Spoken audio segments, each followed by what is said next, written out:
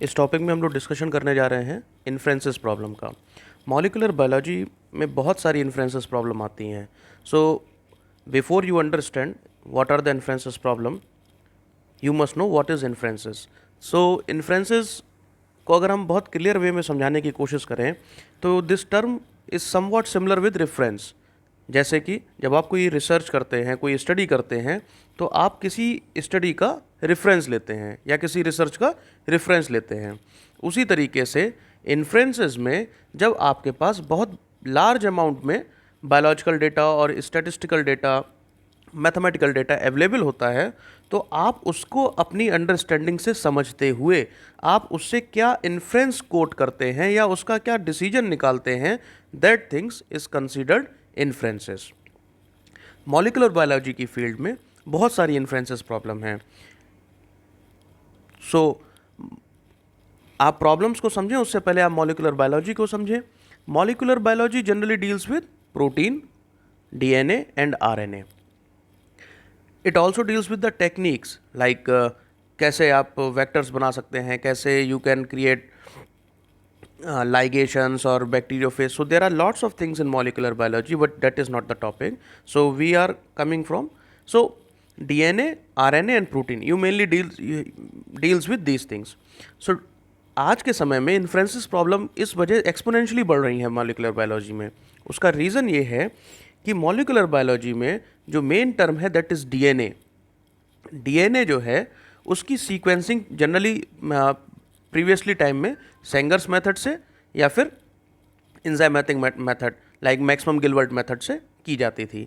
तो it takes usually time. जैसे आपके पास बेस्ट एग्जांपल है ह्यूमन जीनोम प्रोजेक्ट का। तो ह्यूमन जीनोम प्रोजेक्ट 13 साल में कंप्लीट हुआ। मींस एक ह्यूमन का जीनोम को प्रोजेक्ट करने में, पूरा सीक्वेंस करने में 13 साल लगे। ओके, लेकिन आज के टाइम में नेक्स्ट जनरेशन सीक्वेंसिंग आ चुकी है, हम आगे के टॉपिक्स में डिस्कस करेंगे। नेक्स्ट जनरेशन सीक्वेंसिंग में आप 4 से 6 घंटे में एक ह्यूमन का सीक्वेंस पा सकते हैं। It is that much fast. Okay, और एक सैंपल का सीक्वेंस पा सकते हैं। सो जो डीएनए सीक्वेंसिंग है, डीएनए सीक्वेंसिंग के मेथड्स जो हैं वो बहुत एडवांस हो चुके हैं by using of lots of computational power और मशीन्स। ओके, सो आपके पास डीएनए सीक्वेंस डेटा बहुत ज़्यादा बढ़ता जा रहा है। जब डीएनए सीक्वेंस डेटा आपके पास ज़्यादा है, सो डीएनए सीक्वेंस और it is like whole genome sequence. अगर हम एक होल जीनोम सीक्वेंस की किसी चीज़ से तुलना करें तो इट इज़ जस्ट तरीके से it is a stack of hay, भूसे का ढेर। उस स्टैक ऑफ हे में से अगर आपको कुछ यूज़फुल इंफॉर्मेशन निकालनी हो या आप उसको देखते हुए कुछ इन्फ्रेंसेस दे सकते हो कि now this is the conclusion, so those methods are known as inferences.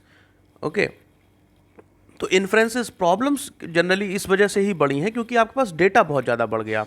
तो जब डेटा ज़्यादा बढ़ गया तो प्रॉब्लम्स बढ़ गई। So now we will talk about what are the problems and what are the possible solution for those problems. So main problem है that is a homology identification. Homology, homo means similar, logy means study. So when we talk about the similar studies, so आपको अगर हम कोई एक protein sequence दें तो आप उसको कैसे बता पाएंगे कि इट इज़ सिमिलर और इट इज़ डिसिमिलर। तो अगर हम आपको एक पेन पेपर दें और उस पर आपको 4 प्रोटीन के सीक्वेंस दे दें, you draw this sequence, okay, and you find out the similarity. So it is a very tough task. It might take months or it take year to find out the reason of similarity. So now the help of computational biology, you can draw the conclusion very fast.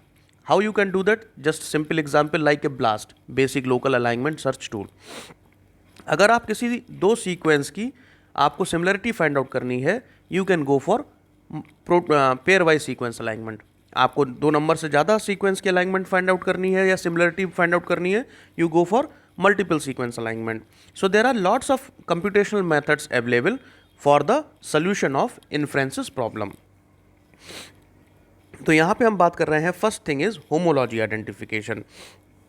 सो जैसे कि आप जानते हैं कि अभी हमने आपको बताया कि सीक्वेंसिंग, जिस तरीके से सीक्वेंसिंग मेथड्स बढ़े हैं उसी तरीके से प्रॉब्लम्स बनी हैं। तो होमोलॉजी अगर आपको किसी चीज़ की पता करनी है, like suppose homology means similar study, तो एक प्रोटीन से दूसरे प्रोटीन्स के बीच में कितना रीजन सिमिलर है, to finding of such thing is a typical thing. Why it is typical? First of all you need identify a sequence. आपके पास एक डीएनए सीक्वेंस है, उस डीएनए में एक्सॉन्स भी हैं, इंट्रॉन्स भी हैं, सो उसमें से आपको प्रोटीन पहले फाइंड आउट करने हैं by the process of transcription and translation. Transcription से आपको मैसेंजर आरएनए मिलेगा, मैसेंजर आरएनए से आपको प्रोटीन मिलेगा। So by using such method by using such method you will need a DNA sequence, and then from it you will get a protein sequence.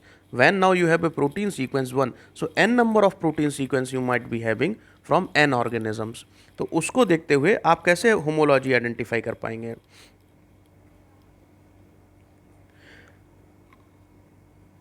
So in biology के अगर हम computational biology के term में बात करें, so directly you can perform a blast. So blast will give you the clear cut image of region of similarity where you can find it out. लेकिन अगर इसी को अगर हम मॉलिकुलर बायोलॉजी में फाइंड आउट करने की कोशिश करें, okay, so it is a very typical task. Okay, so homology identification, इसके अंदर नेक्स्ट टॉपिक है आपका homology for similarity.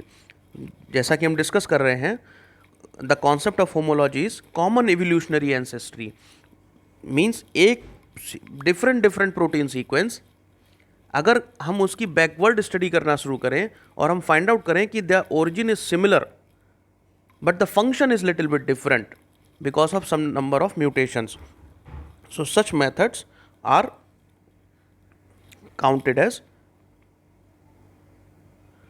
inferences. You are calculating the homology.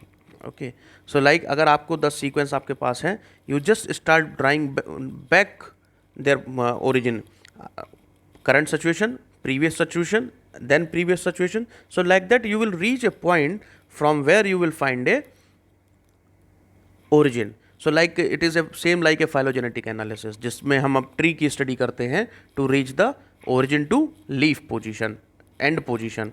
Okay, so such problem can be solved over there. Homology sequence do not always share significant sequence similarity. Okay, there are thousands of homologous proteins alignments that are not significant but are clearly homologs based on statistical significance. So such significance can be deducted or deduced from the structure. Suppose there is a sequence and you just draw the structure by any method, either it is a homology modeling or it is a threading or it is ab initio, whatever it is. So that protein has folded. Now when you go for the comparison, there is a chances you may not get the proper results, but the actuality statistical data suggest it is a similar, because when it's protein fold, जब protein fold होता है तो बहुत सारी positions ऐसी हैं, it goes to the conserve region और some values left outs. So उसकी वजह से स्टैटिस्टिकल डेटा में डिफरेंसेस हो सकते हैं. Okay, so that is a possibility.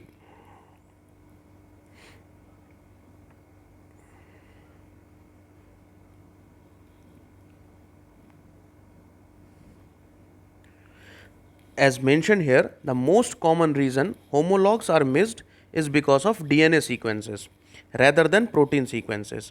Protein translated DNA. Similar searches are much more sensitive than DNA. होता क्या है कि आपने अगर DNA सर्च करा, ओके, DNA से प्रोटीन बना, हम जैसे आपको बताया डीएनए से मैसेंजर आरएनए, मैसेंजर आरएनए से protein. When this path has follows there are n number of changes has occurred. पहले डीएनए डबल स्टैंडर्ड था, वो सिंगल स्टैंडर्ड फॉर्म में आया, सिंगल स्टैंडर्ड फॉर्म ने ट्रांसलेशन करके प्रोटीन को बनाया. सो अगर आप डीएनए से डीएनए सिमिलर करके ओरिजिन फाइंड आउट करें और प्रोटीन से प्रोटीन सिमिलर करके पोजीशन ओरिजिन फाइंड आउट करें, so there is a clear cut difference you will find out. The